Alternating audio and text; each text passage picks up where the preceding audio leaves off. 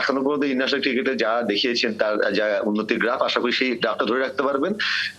তিনি মুশফিকের কথা বলছিলেন, মুশফিকের জার্সি তিনি পেতে চান না, কিন্তু মুশফিকের যে ভূমিকাটা ছিল সেটা কিন্তু তিনি পূরণ করতে পারেন বলে আমরা মনে করছি। কারণ হলো যে তিনি মুশফিক যে কমপ্লিট ব্যাটসম্যান ছিলেন, অলমোস্ট কমপ্লিট ব্যাটসম্যান ছিলেন, একটা ফরম্যাট এবং খেলার ধরনের কথা যদি চিন্তা করেন, মুশফিক ধরে খেলতে পারতেন, মেনে খেলতে পারতেন, বিভিন্ন সিচুয়েশনের যে দাবি সেটা মেটাতে পারতেন।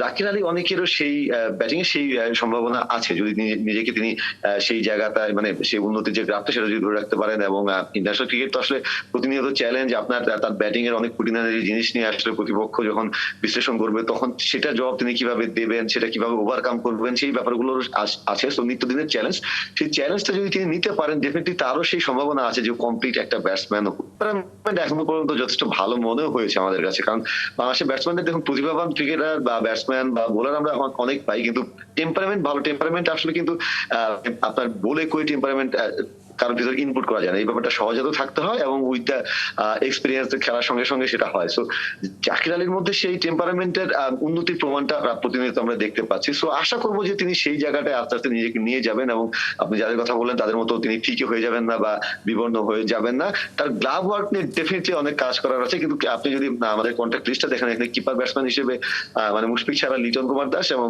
তিনি আছেন জাকির আলী। এবং যদিও লিটন এখন যদি জাস্ট কিপিং এর কথা বলি, তার ব্যাটিং নিয়ে তো আসলে অনেক প্রশ্ন আছে। কিপিং এর কথা বললে লিটন ডেফিনেটলি দেশের সেরা কিপার। গত মানে স্পেশালি 1-1.5 বছরে তার কিপিংটা দুর্দান্ত হয়েছে, ব্যাটিংটা ডেফিনেটলি ভালো হয়নি। জাকিরের সেই জায়গায় উন্নতি করার জায়গা আছে, অনেক আছে। ফুটওয়ার্কের কথা যদি বলেন, আমি কিপিং এর ফুটওয়ার্ক বলছি, কিপিং এর ফুটওয়ার্ক, অ্যান্টিসিপেশন, রিফ্লেক্স, এই ব্যাপারগুলো নিয়ে টেকনিক্যালও আরো অনেক কাজ করার ব্যাপার আছে।